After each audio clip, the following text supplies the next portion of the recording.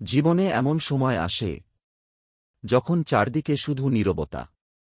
কোনো অভিযোগ নেই, কোনো কান্নাও নেই, তবু ভেতরে যেন একটা ভারী পাথর চেপে বসে থাকে।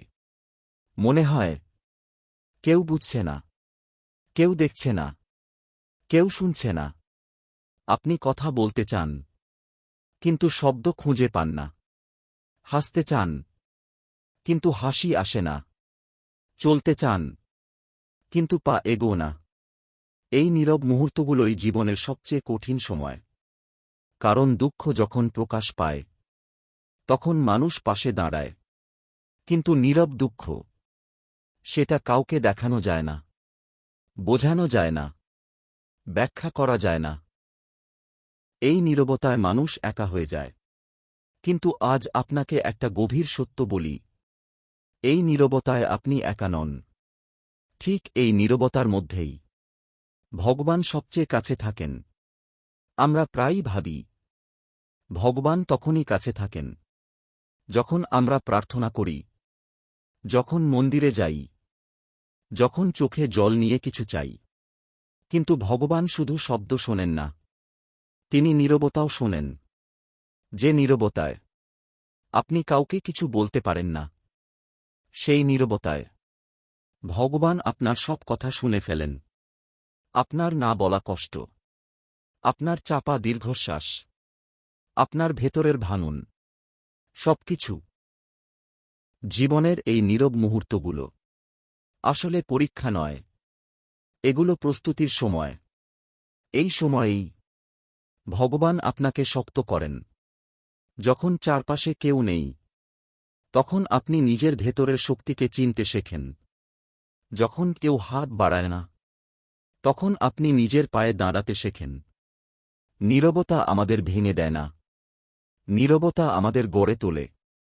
ভাবুন, বীজ যখন মাটির নিচে থাকে, তখন চারদিকে নীরবতা। কেউ দেখে না কি হচ্ছে, কেউ জানে না ভিতরে কি সংগ্রাম চলছে। কিন্তু ঠিক সেই অন্ধকার, নীরব মাটির নিচেই বীজ নিজের রূপ তৈরি করে। যদি সেই সময় বীজ কথা বলতে পারত, সে হয়তো বলত, আমি একা, আমি অন্ধকারে আটকে আছি। কিন্তু প্রকৃতি জানে, এই নীরবতাই জন্ম দেবে গাছের। আপনার জীবনও ঠিক তেমন। এই যে সময়, যখন মনে হয় কেউ নেই, এই সময়ই ভগবান আপনার ভিতরে কাজ করছেন। তিনি হয়তো আপনার কষ্ট এখনই সরিয়ে দিচ্ছেন না, কারণ তিনি জানেন, এই কষ্ট আপনাকে এমন কিছু শেখাবে যা সুখ কখনো শেখাতে পারে না। নীরবতা আপনাকে ধৈর্য শেখায়, নীরবতা আপনাকে আত্মবিশ্বাস শেখায়, নীরবতা আপনাকে ভরসা করতে শেখায়। মানুষের ওপর নয়, নিজের ওপর, ভগবানের ওপর। অনেক সময় আমরা বলি, আমি তো কিছুই ভুল করিনি, তবু আমার সঙ্গে এমন কেন হচ্ছে? এই প্রশ্নের উত্তর শব্দে আসে না, এই উত্তর আসে নীরবতায়। ভগবান অনেক সময় কথা বলেন না, কারণ তিনি চান আপনি শুনতে শিখুন। চারপাশের শব্দ বন্ধ হলে তবেই ভেতরের সত্য শোনা যায়। এই নীরব মুহূর্তে আপনার মন ধীরে ধীরে পরিষ্কার হয়। আপনি বুঝতে শুরু করেন, কে আসল, কে কেবল সময়ের সঙ্গী। আপনি বুঝতে শেখেন, সব হারানোই ক্ষতি নয়, কিছু হারানো আসলে মুক্তি। নীরবতা আপনাকে শেখায় কি ধরে রাখা উচিত, আর কি ছেড়ে দেওয়া দরকার। যখন মানুষ আপনাকে ভুল বোঝে, নীরব থাকুন। যখন ভাগ্য আপনাকে ধাক্কা দেয়, নীরব থাকুন। কারণ নীরবতা দুর্বলতার চিহ্ন নয়, নীরবতা গভীর শক্তির লক্ষণ। ভগবান সবচেয়ে বেশি কাজ করেন যখন আমরা সবচেয়ে কম বুঝতে পারি। আপনি হয়তো ভাবছেন, এই নীরবতা আর কতদিন? বিশ্বাস রাখুন, নীরবতা চিরস্থায়ী নয়। সূর্য যেমন প্রতিদিন অস্ত যায়, আবার ওঠে, তেমনি আপনার জীবনের আলো ফিরে আসবে। এই নীরব রাতের পরেই আসবে নতুন সকাল। আজ যদি কেউ আপনাকে না বোঝে, তাতে কিছু যায় আসে না। ভগবান আপনাকে বোঝেন। আজ যদি কেউ আপনার পাশে না থাকে, তাতে ভয় নেই। ভগবান আপনার পাশেই বসে আছেন। এই নীরব মুহূর্তে চুপচাপ তাঁর কাছে শুধু একটাই কথা বলুন, আমি আছি, তুমি আছো। এটাই যথেষ্ট। আর কিছু চাইবেন না, আর কিছু বলবেন না। নীরব থাকুন, বিশ্বাস রাখুন, কারণ ঠিক এই নীরবতার মধ্যেই আপনার জীবনের সবচেয়ে বড় পরিবর্তনের বীজ অঙ্কুরিত হচ্ছে। সময় আসবে, এই নীরবতার গল্পই আপনার শক্তির গল্প হবে। আর তখন আপনি বুঝবেন, এই নীরব মুহূর্তগুলোই আপনাকে ভেঙে দেয়নি, আপনাকে গড়ে তুলেছে।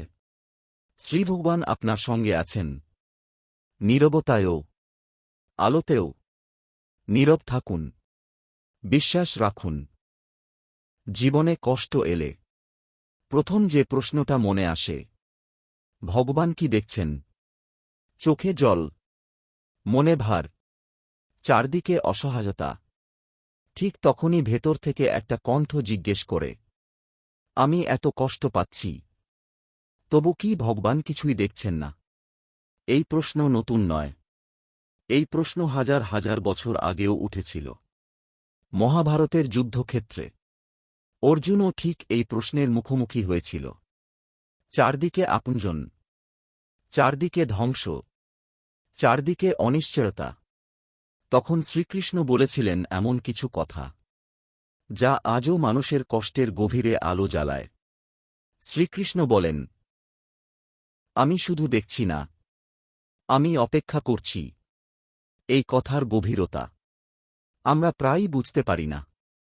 আমরা ভাবি, ভগবান দেখছেন মানে এই মুহূর্তেই সমস্যা দূর হয়ে যাবে, এই মুহূর্তেই কষ্ট শেষ হবে, এই মুহূর্তেই সব ঠিক হয়ে যাবে। কিন্তু ভগবানের দেখা মানুষের দেখার মতো নয়। ভগবান দূর থেকে দাঁড়িয়ে নাটক দেখেন না। তিনি নীরব দর্শক নন। তিনি অপেক্ষা করেন আপনার ভিতরের শক্তি জেগে ওঠার জন্য, আপনার ভরসা গভীর হওয়ার জন্য, আপনার আত্মা প্রস্তুত হওয়ার জন্য। ভাবুন, একজন শিক্ষক পরীক্ষা নেন। তিনি কি প্রশ্ন দেখে জানেন না? উত্তর কি জানেন? তবু তিনি উত্তর বলে দেন না। তিনি অপেক্ষা করেন ছাত্র নিজে ভাবুক, নিজে চেষ্টা করুক। এই অপেক্ষা নিষ্ঠুরতা নয়, এই অপেক্ষাই উন্নতির পথ। ঠিক তেমনি ভগবানের অপেক্ষাও অবহেলা নয়, এটা বিশ্বাসের পরীক্ষা। আপনি যখন কষ্টে পড়েন, আপনি ভাবেন, আমি একা। কিন্তু সত্যি কি তাই? আপনার নিঃশব্দ কান্না, আপনার গভীর রাতের দীর্ঘশ্বাস, আপনার না বলা প্রশ্ন, কোনোটাই অদেখা থাকে না। শ্রীকৃষ্ণ বলেন, আমি তোমার চোখের জল গুনি, কিন্তু তোমার বিশ্বাস পরিমাপ করি। ভগবান কখনো তাড়াহুড়ো করেন না, কারণ তিনি জানেন সময় সবকিছুর আসল উত্তর। আমরা চাই আজই সমাধান, এখনই মুক্তি, এই মুহূর্তেই শান্তি। কিন্তু ভগবান দেখেন দূরের পথ। তিনি দেখেন এই কষ্ট তোমাকে কোথায় নিয়ে যাবে। অনেক সময় যে দরজা বন্ধ হয়ে যায়, সেটা শাস্তি নয়, সেটা সুরক্ষা। অনেক সময় যে মানুষ দূরে সরে যায়, সেটা ক্ষতি নয়, সেটা মুক্তি। কিন্তু কষ্টের সময় এই সত্যগুলো চোখে পড়ে না। তখনই প্রশ্ন আসে, ভগবান কি দেখছেন? শ্রীকৃষ্ণ বলেন, আমি দেখছি, কিন্তু তুমি এখনো প্রস্তুত নও পরের ধাপের জন্য। আপনি হয়তো ভাবছেন, আমি আর কতদিন অপেক্ষা করব? মনে রাখবেন, অপেক্ষা কখনো বৃথা যায় না, যদি ভগবান অপেক্ষার অপর পাশে থাকেন। বীজ যখন মাটির নিচে থাকে, তখন সে জানে না সূর্য কবে উঠবে, সে শুধু অন্ধকার আর চাপ অনুভব করে। যদি বীজ প্রশ্ন করত, সূর্য কি আমাকে দেখছে, তাহলে উত্তর হতো, সূর্য অপেক্ষা করছে তুমি ফেটে বেরোবার জন্য। আপনার জীবনও ঠিক তেমন। এই কষ্টের সময় আপনার ভিতরে কিছু তৈরি হচ্ছে, ধৈর্য, সহনশীলতা, গভীর বিশ্বাস। এই গুণগুলো ছাড়া বড় আশীর্বাদ সামলানো যায় না। ভগবান জানেন, আপনি যদি এখনই সব পেয়ে যান, আপনি হয়তো ভেঙে পড়বেন। তাই তিনি অপেক্ষা করেন। আপনি শক্ত হন, আপনি স্থির হন, আপনি প্রস্তুত হন। আপনি যখন বলেন, ভগবান আমি আর পারছি না, তখন তিনি বলেন, আর একটু, আমি আছি। তিনি আপনার কষ্ট কমিয়ে দেন না সব সময়, কিন্তু তিনি আপনার ভেতরের শক্তি বাড়িয়ে দেন। এই কারণেই সবচেয়ে বড় আশীর্বাদগুলো শব্দ করে আসে না, ওগুলো আসে নীরবে। একদিন হঠাৎ আপনি বুঝবেন, যে কষ্টটা আপনাকে শেষ করে দেবে ভেবেছিলেন, সেটাই আপনাকে নতুন মানুষ বানিয়েছে। সেদিন আপনি আর প্রশ্ন করবেন না, ভগবান কি দেখছেন? সেদিন আপনি বলবেন, ভগবান অপেক্ষা করছিলেন আমার জন্যই। আজ যদি আপনি কষ্টে থাকেন, আজ যদি প্রশ্ন জাগে, আজ যদি মনে হয় সবকিছু থেমে গেছে, তাহলে শুধু এই কথাটা মনে রাখুন, শ্রীকৃষ্ণ শুধু দেখছেন না, তিনি অপেক্ষা করছেন। আপনার ভেঙে পড়ার জন্য নয়, আপনার উঠে দাঁড়ানোর জন্য। নীরবে বিশ্বাস রাখুন, নীরবে চলতে থাকুন, কারণ যখন সময় আসবে, ভগবানের উত্তর। মানুষ আর ভগবানের দৃষ্টিভঙ্গি এক নয়। এই এক জায়গাতেই আমাদের কষ্টের মূল লুকিয়ে আছে। মানুষ দেখে ফল, ভগবান দেখেন চেষ্টা। মানুষ দেখে সাফল্য, ভগবান দেখেন ধৈর্য। আমরা যখন কিছু করি, আমাদের চোখ থাকে ফলের দিকে। আমরা জানতে চাই, শেষে কি পেলাম, লাভ হল কিনা, সফল হলাম কিনা। সমাজও ঠিক সেভাবেই দেখে, কে জিতল, কে হারল, কে উপরে উঠল, কে পিছিয়ে পড়ল। কিন্তু ভগবান এই হিসাব করেন না। ভগবান জিজ্ঞেস করেন না, তুমি কি পেলে? ভগবান জিজ্ঞেস করেন, তুমি কতটা চেষ্টা করেছিলে? একজন মানুষ সারা জীবন পরিশ্রম করেও হয়তো বড় সাফল্য পায় না, আর একজন সামান্য চেষ্টা করেই হয়তো বড় ফল পেয়ে যায়। মানুষ তখন বলে, ভাগ্য ভালো, সে সফল, সে জিতে গেছে। কিন্তু ভগবান তখন অন্য কিছু দেখেন। ভগবান দেখেন, কে কতটা সৎ ছিল, কে কতটা ধৈর্য ধরেছিল, কে হাল ছাড়েনি। আমরা যখন ব্যর্থ হই, নিজেকেই প্রশ্ন করি, আমি কি অযোগ্য, আমি কি কম কিছু? এই প্রশ্নগুলো আসে মানুষের দৃষ্টিভঙ্গি থেকে। ভগবানের দৃষ্টিতে ব্যর্থতা বলে কিছু নেই, আছে শুধু প্রস্তুতির ধাপ। শ্রীকৃষ্ণ বলেন, তোমার হাতে আছে কর্ম, ফল নয়। এই কথাটা আমরা বহুবার শুনেছি, কিন্তু অনুভব করিনি। কারণ আমরা ফল চাই, আমরা স্বীকৃতি চাই, আমরা প্রমাণ করতে চাই, আমি পারি। ভগবান কিন্তু প্রমাণ চান না, ভগবান চান আন্তরিকতা। একজন কৃষক বীজ বোনে, সে কি প্রতিদিন মাটি খুঁড়ে দেখে গাছ হল কি না? না। চুপ করে একটু বসুন। আজ আমরা তাড়াহুড়ো করব না। আজ আমরা জীবনের এক গভীর সত্যকে ধীরে ধীরে অনুভব করব। মানুষ আর ভগবানের দৃষ্টিভঙ্গি এক নয়। এই এক জায়গাতেই আমাদের কষ্টের মূল লুকিয়ে আছে। মানুষ দেখে ফল, ভগবান দেখেন চেষ্টা। মানুষ দেখে সাফল্য, ভগবান দেখেন ধৈর্য। আমরা যখন কিছু করি, আমাদের চোখ থাকে ফলের দিকে। আমরা জানতে চাই, শেষে কি পেলাম? লাভ হল কিনা, সফল হলাম কিনা, সমাজও ঠিক সেভাবেই দেখে। কে জিতল, কে হারল, কে উপরে উঠল, কে পিছিয়ে পড়ল। কিন্তু ভগবান এই হিসাব করেন না। ভগবান জিজ্ঞেস করেন না, তুমি কি পেলে? ভগবান জিজ্ঞেস করেন, তুমি কতটা চেষ্টা করেছিলে? একজন মানুষ সারা জীবন পরিশ্রম করেও হয়তো বড় সাফল্য পায় না, আর একজন সামান্য চেষ্টা করেই হয়তো বড় ফল পেয়ে যায়। মানুষ তখন বলে, ভাগ্য ভালো, সে সফল, সে জিতে গেছে। কিন্তু ভগবান তখন অন্য কিছু দেখেন। ভগবান দেখেন, কে কতটা সৎ ছিল, কে কতটা ধৈর্য ধরেছিল, কে হাল ছাড়েনি। আমরা যখন ব্যর্থ হই, নিজেকেই প্রশ্ন করি, আমি কি অযোগ্য? আমি কি কম কিছু? এই প্রশ্নগুলো আসে মানুষের দৃষ্টিভঙ্গি থেকে। ভগবানের দৃষ্টিতে ব্যর্থতা বলে কিছু নেই, আছে শুধু প্রস্তুতির ধাপ। শ্রীকৃষ্ণ বলেন, তোমার হাতে আছে কর্ম, ফল নয়। এই কথাটা আমরা বহুবার শুনেছি, কিন্তু অনুভব করিনি।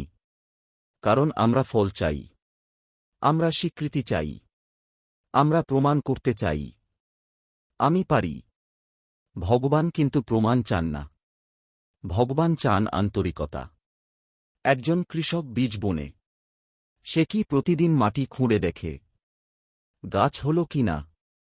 না, সে জল দেয়, সে অপেক্ষা করে, সে ধৈর্য ধরে।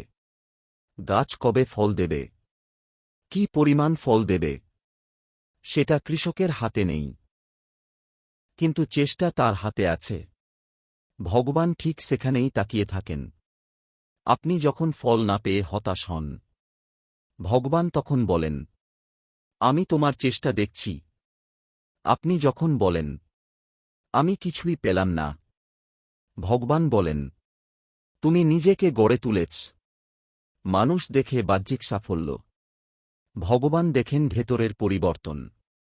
একজন মানুষ হয়তো হার মানেনি, তবু জেতেনি। মানুষ তাকে ব্যর্থ বলে, কিন্তু ভগবান তাকে শক্ত বলেন। কারণ সে চেষ্টা থামায়নি, কারণ সে ধৈর্য হারায়নি। এই ধৈর্যই একদিন সবচেয়ে বড় আশীর্বাদ হয়ে ফিরে আসে। আমরা অনেক সময় তাড়াহুড়ো করি, আজ চেষ্টা, আজই ফল। কিন্তু ভগবানের সময় আলাদা। তিনি জানেন কোন ফল কখন দিলে মানুষ সেটা। জীবনে এমন অনেক সময় আসে যখন আমরা শুধু একটা প্রশ্নই করি, এত দেরি কেন? আমি তো চেষ্টা করছি, আমি তো প্রার্থনা করছি, আমি তো অপেক্ষা করছি, তবু কেন দেরি? এই প্রশ্নটা প্রায় প্রত্যেক মানুষের জীবনে আসে। কিন্তু আজ একটা কথা মনে রাখুন, দেরি মানেই না বলা নয়, দেরি মানে প্রস্তুতি। ভগবান যখন সঙ্গে সঙ্গে কিছু দেন না, তখন আমরা ভাবি, তিনি হয়তো শুনছেন না, হয়তো দেখছেন না, হয়তো গুরুত্ব দিচ্ছেন না। কিন্তু সত্যতা ঠিক উল্টো। শ্রীকৃষ্ণ বলেন, আমি দেরি করি কারণ আমি তোমাকে শক্ত করছি। ভাবুন, একটা শিশু যদি হঠাৎ করে একজন বড় মানুষের দায়িত্ব পেয়ে যায়, সে কি সামলাতে পারবে? না। ঠিক তেমনই ভগবান যদি আপনাকে আপনার চাওয়া জিনিসটা আপনি প্রস্তুত হওয়ার আগেই দিয়ে দেন, সেটাই আপনাকে ভেঙে দিতে পারে। তাই তিনি দেরি করেন। এই দেরি শাস্তি নয়, এই দেরি সুরক্ষা। আমরা ফল চাই, এখনই চাই, এই মুহূর্তেই চাই। কিন্তু ভগবান দেখেন, এই ফল পেলে আপনি কিভাবে বদলে যাবেন। আপনি কি অহংকারী হয়ে উঠবেন? আপনি কি ভরসা ভুলে যাবেন? আপনি কি ভুল পথে চলে যাবেন? এই প্রশ্নগুলোর উত্তর তিনি সময় দিয়ে খুঁজে নেন। দেরি মানে ভগবান আপনাকে অযোগ্য ভাবছেন না। দেরি মানে তিনি আপনাকে প্রস্তুত করছেন। একটা গাছ ভাবুন, আজ বীজ, কাল ফল। এটা প্রকৃতির নিয়ম নয়। আগে শিকড় শক্ত হয়, তারপর কাণ্ড, তারপর পাতা, তারপর ফুল, তারপর ফল। যদি ফল আগে আসত, গাছ ভেঙে পড়ত। ভগবান আপনার জীবনে ঠিক সেই নিয়মটাই মানেন। আপনি হয়তো বলছেন, আমি আর কতদিন অপেক্ষা করব? আপনি জানেন না, এই অপেক্ষার মধ্যেই আপনার ভিতরে কি তৈরি হচ্ছে। আপনি সহ্য করতে শিখছেন, আপনি বুঝতে শিখছেন, আপনি স্থির হতে শিখছেন। এই গুণগুলো ছাড়া বড় ফল সামলানো যায় না। অনেক সময় আমরা ছোট ফল পেয়ে খুশি হই, কিন্তু ভগবান বড় কিছু দিতে চান। আর বড় কিছু পেতে বড় প্রস্তুতি লাগে। তাই দেরি। ভগবান আপনার প্রার্থনা ফেলে রাখেন না, তিনি সেটাকে সময় দেন। কারণ তিনি জানেন, কখন দিলে সেটা আশীর্বাদ হবে, আর কখন দিলে সেটা বোঝা হয়ে যাবে। আমরা আজ কষ্টে থাকি, কারণ আমরা এখন বুঝতে পারছি না। কিন্তু একদিন পেছনে তাকিয়ে আপনি নিজেই বলবেন, ভাগ্য ভালো, তখনই পাইনি। এই কথাটা শুধু অভিজ্ঞ মানুষই বোঝে। শ্রীকৃষ্ণ ফল দেওয়ার আগে মানুষকে ভাঙেন না, তিনি মানুষকে গড়েন। তিনি আপনার ধৈর্য বাড়ান, তিনি আপনার মন শক্ত করেন, তিনি আপনার বিশ্বাস গভীর করেন। এই প্রস্তুতিটাই সবচেয়ে বড় উপহার। কারণ ফল একদিন শেষ হয়ে যায়, কিন্তু শক্ত মানুষ সব পরিস্থিতি সামলাতে পারে। আপনি যদি আজ দেরি নিয়ে কষ্ট পান, তাহলে শুধু এটুকু মনে রাখুন, দেরি মানেই না বলা নয়, দেরি মানে প্রস্তুতি। কৃষ্ণ আপনাকে ভুলে যাননি, তিনি আপনাকে তৈরি করছেন। যেদিন সময় আসবে, যেদিন আপনি প্রস্তুত হবেন, সেদিন ফল আসবে নিঃশব্দে, সঠিক সময়ে, আপনার জন্যই। নীরব থাকুন, অপেক্ষা করুন, বিশ্বাস রাখুন। কারণ শ্রীকৃষ্ণ ফল দেওয়ার আগে আপনাকে শক্ত করেন। শান্ত হয়ে বসুন। আজ আমরা কোনো গল্প শুনব না, আজ আমরা নিজেদের কথাই শুনব। কারণ অর্জুনের সংশয় শুধু অর্জুনের ছিল না, এই সংশয় আজও প্রতিটি মানুষের ভেতরে বেঁচে আছে। যুদ্ধের ময়দানে দাঁড়িয়ে অর্জুন ভেঙে পড়েছিল, হাত থেকে অস্ত্র পড়ে গিয়েছিল, চোখে জল, মনে প্রশ্ন। যাদের বিরুদ্ধে অস্ত্র তুলতে হবে, তারা তারই আত্মীয়, তারই গুরু, তারই আপনজন। অর্জুন বলেছিল, এই যুদ্ধ আমি পারব না, এই জয় আমার চাই না, এই কর্ম আমাকে পাপ দেবে। এই মুহূর্তে অর্জুন আর যোদ্ধা ছিল না, সে ছিল একজন ভেঙে পড়া মানুষ। আর ঠিক এই জায়গাতেই শ্রীকৃষ্ণ কথা বলেছিলেন। কিন্তু আশ্চর্যের বিষয়, কৃষ্ণ অর্জুনকে বলেননি, তুমি জিতবে। তিনি বলেননি, সব ঠিক হয়ে যাবে। কৃষ্ণ বলেছিলেন এমন এক কথা, যা যুগ যুগ ধরে মানুষের ভাঙা মনকে শক্ত করে। তোমার কাজ শুধু কর্ম, ফল আমার হাতে ছেড়ে দাও। এই কথাটা শুনতে সহজ, কিন্তু মানতে সবচেয়ে কঠিন। কারণ আমরা সবাই ফল চাই, আমরা নিশ্চয়তা চাই, আমরা জানতে চাই শেষে কি হবে। অর্জুনও তাই চাইছিল। সে জানতে চাইছিল, এই যুদ্ধের ফল কি, এই রক্তপাতের অর্থ কি। কৃষ্ণ তখন বুঝিয়ে দিলেন, যখন তুমি ফলের চিন্তায় আটকে যাও, তখন তুমি কর্ম করতে পারো না। ফলের ভয়ই অর্জুনের হাত কাঁপিয়ে দিয়েছিল। আজ আমাদের জীবনেও ঠিক সেটাই হয়। আমরা সিদ্ধান্ত নিতে ভয় পাই, কারণ ফল কি হবে জানি না। আমরা এগোতে ভয় পাই, কারণ হারানোর আশঙ্কা থাকে। আমরা সম্পর্ক আঁকড়ে ধরি, কারণ শেষটা ভয় দেখায়। অর্জুনের মতোই আমরাও মাঝপথে দাঁড়িয়ে পড়ি। তখন কৃষ্ণ বলেন, তুমি ভবিষ্যতের বোঝা, আজ বয়ে বেড়াতে পারবে না। ভবিষ্যৎ তোমার হাতে নেই, ফল তোমার হাতে নেই, কিন্তু এই মুহূর্তে তোমার কর্তব্য তোমার হাতে আছে। অর্জুন ভাবছিল, আমি যদি যুদ্ধ করি, আমি পাপ করব। কৃষ্ণ বললেন, তুমি যদি তোমার ধর্ম ত্যাগ করো, সেটাই পাপ। ধর্ম মানে এখানে ধর্মগ্রন্থ নয়, ধর্ম মানে নিজের কর্তব্য। আজ আমাদের জীবনেও এই দ্বন্দ্বটা আছে। আমি কি সত্য বলবো, না সুবিধার কথা বলবো?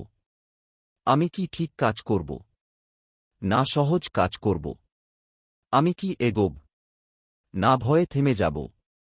এই প্রতিটি মুহূর্তেই আমাদের ভেতরে একজন অর্জুন দাঁড়িয়ে থাকে, আর জীবনের পরিস্থিতি কুরুক্ষেত্র হয়ে ওঠে। কৃষ্ণ তখন বলেন, ফল নিয়ে ভাবলে তুমি ভেঙে পড়বে, কারণ ফল কখনো আমাদের কল্পনার মতো হয় না। কখনো জয় আসে, কখনো হার, কিন্তু কর্ম যদি সৎ হয়, তাহলে কোনো ফলই ব্যর্থতা নয়। অর্জুনকে কৃষ্ণ শেখালেন, কর্ম করো, আসক্তি ছাড়ো, জয় এলে অহংকার করো না, হার এলে ভেঙে পড়ো না, কারণ দুটোই ক্ষণস্থায়ী। আমরা ভাবি, ফলই আমাদের মূল্য ঠিক করে। কৃষ্ণ বলেন, না, তোমার মনোভাবই তোমার মূল্য ঠিক করে। অর্জুন যখন কৃষ্ণের কথা বুঝল, তখন সে যুদ্ধের জন্য প্রস্তুত হল।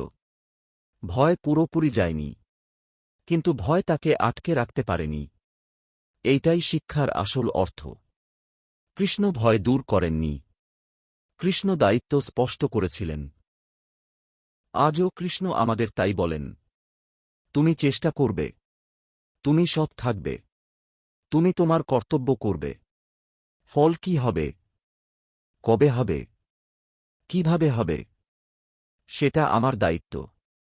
তুমি যদি আজ কোনো সিদ্ধান্তের সামনে দাঁড়িয়ে থাকো, যদি ভয় পাও, যদি মন কাঁপে, তাহলে মনে করো, অর্জুনও কাঁপছিল, তবু সে এগিয়েছিল, কারণ সে বুঝেছিল, ফল নিয়ে চিন্তা কৃষ্ণের হাতে ছেড়ে দেওয়াই সবচেয়ে বড় মুক্তি।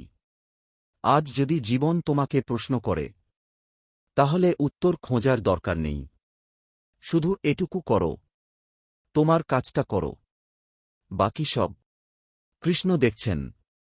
নীরবে, গভীরভাবে, চুপ করে একটু বসুন। আজ কোনো তাড়া নেই। আজ আমরা জীবনের এক গভীর সত্যকে ধীরে ধীরে অনুভব করব। জীবনে আমরা অনেক কিছু করি, কিছু ভালো কাজ, কিছু ভুল, কিছু চেষ্টা, যার ফল আমরা পাই, আর কিছু যার ফল আমরা পাই না বলে মনে হয়। তখন মনে প্রশ্ন আসে, সৎ হয়ে লাভ কি?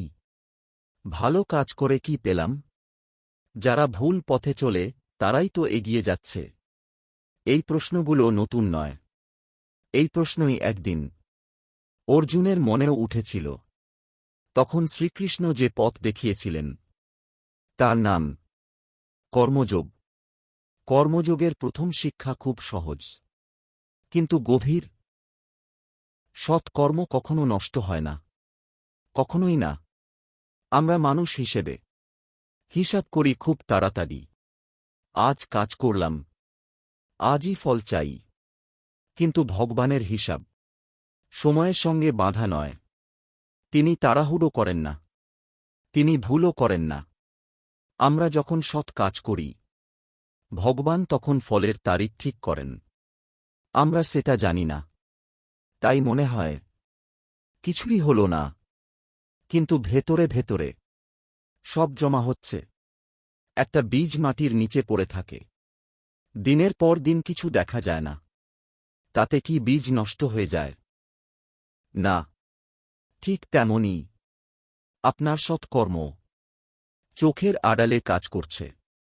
ফল দেরিতে আসে, কিন্তু নিশ্চিত আসে। এটা কর্মযোগের সবচেয়ে বড় ভরসা। ভগবান কখনো বলেননি ফল সঙ্গে সঙ্গে আসবে। তিনি বলেছেন ফল অবশ্যই আসবে। আমরা যখন ভালো কাজ করে প্রতিদানে কিছু পাই না, আমাদের মন ভেঙে যায়। কিন্তু কর্মযোগ শেখায় কাজ করো, প্রত্যাশা ছাড়ো, কারণ প্রত্যাশাই সবচেয়ে বড় দুঃখের কারণ। আপনি যদি প্রশংসার জন্য কাজ করেন, প্রশংসা না পেলে কষ্ট পাবেন। আপনি যদি লাভের জন্য কাজ করেন, লাভ না পেলে ভেঙে পড়বেন। কিন্তু আপনি যদি ধর্মের জন্য কাজ করেন, সৎ মন নিয়ে কাজ করেন, তাহলে কোনো ফলই আপনাকে ভাঙতে পারবে না।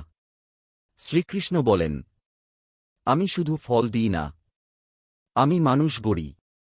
আপনি যে সৎ থাকলেন যখন অসৎ হওয়া সহজ ছিল, এটাই সবচেয়ে বড় জয়।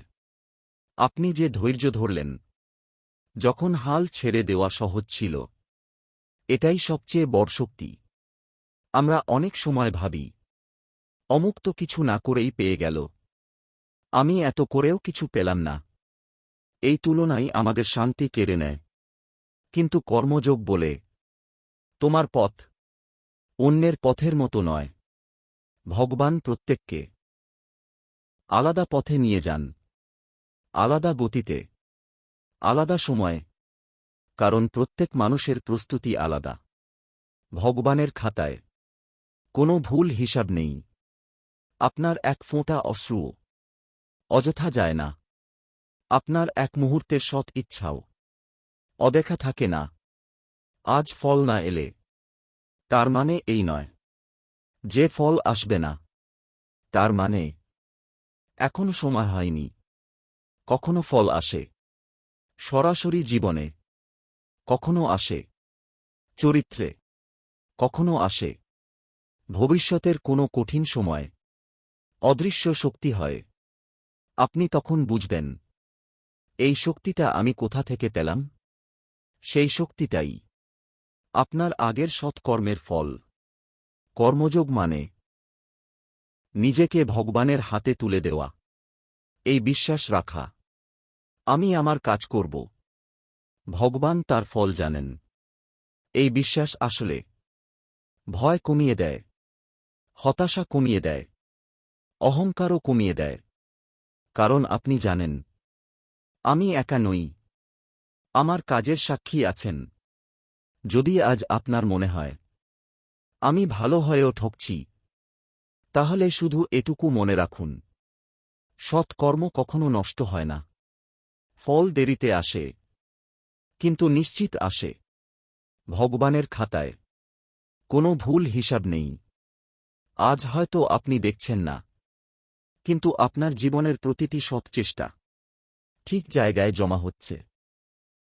সময় এলে ভগবান নিজেই বলবেন, এখন ততদিন চুপ করে কর্ম করে যান, বিশ্বাস ধরে রাখুন। ততদিন চুপ করে কর্ম করে যান, বিশ্বাস ধরে রাখুন। এটাই কর্মযোগের শিক্ষা। কখনো কি মনে হয়েছে আমি এত কষ্ট পাচ্ছি কেন? আমি তো খারাপ কিছু করিনি, তাহলে আমার জীবনে এত সমস্যা কেন? হয়তো আজ তুমি সেই প্রশ্নটাই মনে নিয়ে বসে আছো। তোমার মন ক্লান্ত, হৃদয়ে ভারী, সবকিছু ঠিক করতে চেয়েও বারবার ভেঙে পড়ছ। কিন্তু আজ একটা কথা গভীরভাবে শুনে রাখো, কষ্ট শাস্তি নয়, কষ্ট প্রস্তুতি। হ্যাঁ বন্ধু, ভগবান কাউকে শাস্তি দেওয়ার জন্য কষ্ট দেন না। তিনি কাউকে ভাঙার জন্য আঘাত করেন না, তিনি গড়ার জন্য আঘাত করেন। যেমন সোনাকে আগুনে না দিলে খাঁটি হয় না, তেমন মানুষও পরীক্ষার আগুন ছাড়া শক্ত হয় না। তুমি কি জানো, যে গাছটা সবচেয়ে উঁচু হয় সে গাছটাই সবচেয়ে বেশি ঝড় সহ্য করে, কারণ তার শিকড় গভীর। আজ যে ঝড় তোমার জীবনে বইছে তা তোমাকে উপরে ফেলতে আসেনি, তোমার শিক্ষকে আরও গভীর করতে এসেছে। শ্রীকৃষ্ণ অর্জুনকে যুদ্ধের আগে কি ফুলের বিছানায় বসিয়েছিলেন? না, তিনি তাকে যুদ্ধক্ষেত্রে দাঁড় করিয়েছিলেন। কেন? কারণ অর্জুনকে শুধু একজন যোদ্ধা নয়, একজন ইতিহাস হতে হতো। বন্ধু, বড় দায়িত্ব দেওয়ার আগে ভগবান মানুষকে ভাঙেন না, গড়েন। কিন্তু সেই গড়ার প্রক্রিয়া সবসময় সহজ হয় না। মাটির পুতুল যেমন আকার পেতে চাপ সহ্য করে, তেমন মানুষও চরিত্র পেতে কষ্ট সহ্য করে।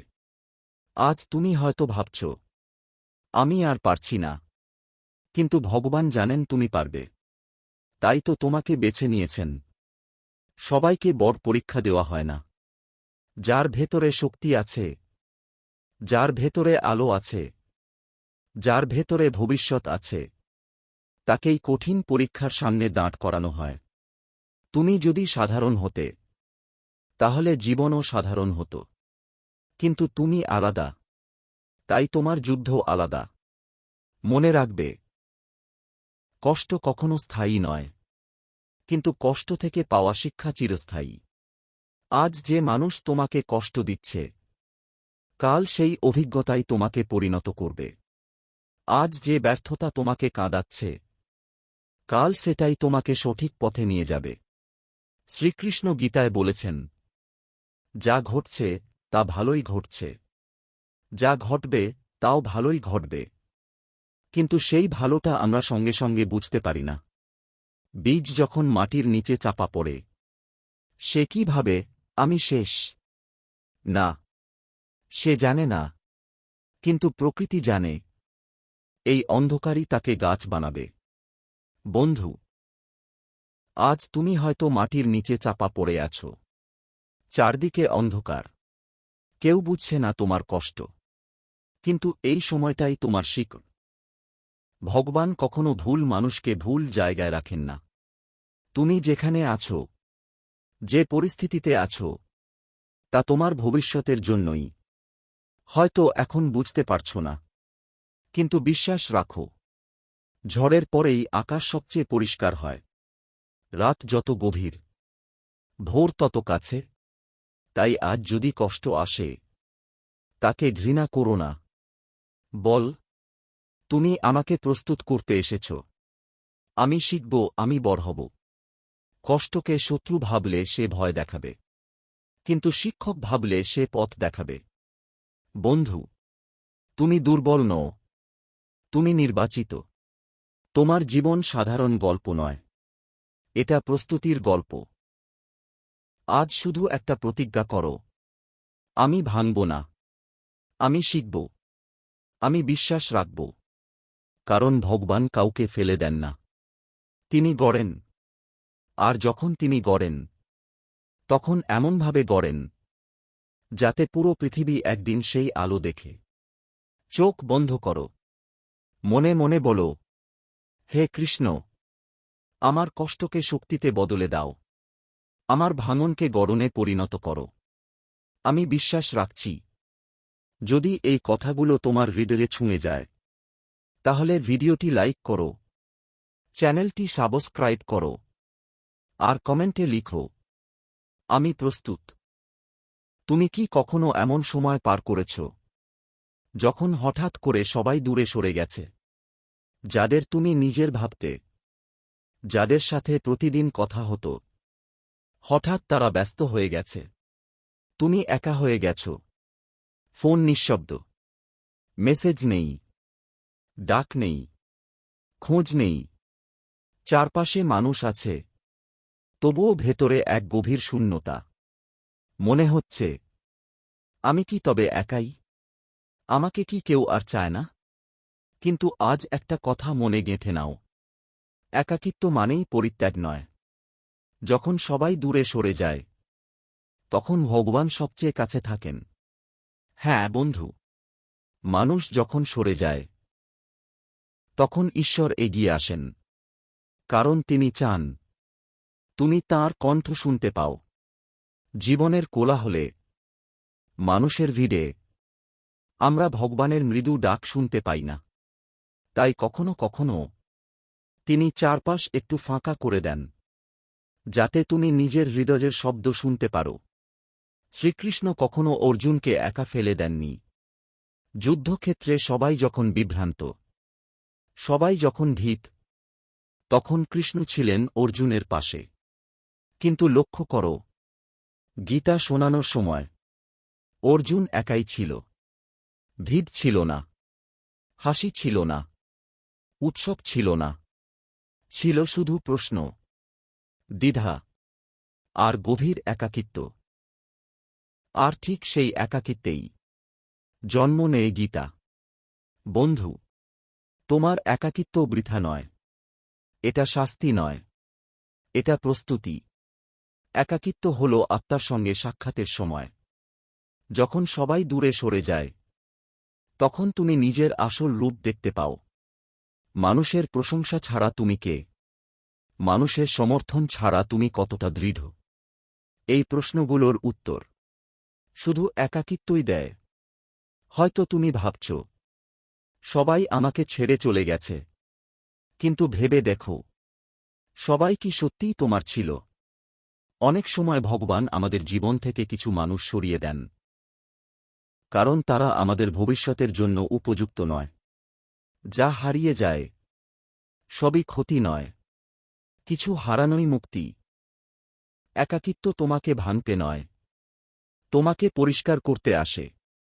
যেমন ঝড় পুরনো শুকনো পাতা ঝরিয়ে দেয়, তেমন একাকিত্ব অপ্রয়োজনীয় সম্পর্ক সরিয়ে দেয়। বন্ধু, একাকিত্বের সময়টা খুব পবিত্র, কারণ তখন তুমি সবচেয়ে সত্য। তখন তোমার কান্না অভিনয় নয়, তোমার প্রার্থনা কৃত্রিম নয়, তোমার কথা সরাসরি আকাশ ছুঁয়ে যায়। মানুষ যখন পাশে থাকে, আমরা তাদের উপর নির্ভর করি। কিন্তু যখন কেউ থাকে না, তখন আমরা ভগবানের উপর নির্ভর করতে শিখি। এটাই আসল শক্তি। শ্রীকৃষ্ণ বলেন, আমি সবার হৃদয়ে অবস্থান করি। তুমি একা নও, তোমার হৃদয়ের নীরবতায় তিনি বসে আছেন। তুমি যখন চুপচাপ ছাদে বসে আকাশ দেখো, তখন তিনিই তোমার ভাবনার সঙ্গী। তুমি যখন রাত জেগে কান্না করো, তখন তিনিই তোমার অশ্রু গুণে রাখেন। একাকিত্ব মানেই অন্ধকার নয়, এটা নতুন আলোর প্রস্তুতি। বীজ যখন মাটির নিচে একা থাকে, সে কি ভাবে, আমি শেষ? না, সেই একাকিত্বেই সে শিকড় ছড়ায়। আজ তোমার জীবনের এই নীরব সময় তোমার শিকড় তৈরি করছে। তুমি ভেতরে ভেতরে শক্ত হচ্ছ। হয়তো এখন কেউ দেখছে না, কেউ বুঝছে না, কিন্তু ভগবান দেখছেন। তুমি যখন নিজেকে গুছিয়ে নিচ্ছ, তুমি যখন নিজেকে চিনতে শিখছ, তখনই তুমি পরিণত হচ্ছ। মনে রেখো, যে মানুষ একা থাকতে পারে, সে কখনো ভেঙে পড়ে না, কারণ সে জানে তার ভেতরেই শক্তি আছে। একাকিত্ব তোমাকে শিখিয়ে দেয়, তুমি যথেষ্ট, তুমি অসম্পূর্ণ নও, তুমি পরিত্যক্ত নও, তুমি নির্বাচিত।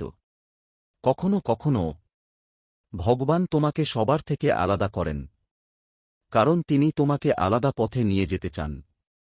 সবাই যে পথে হাঁটে, সেই পথ তোমার জন্য নয়।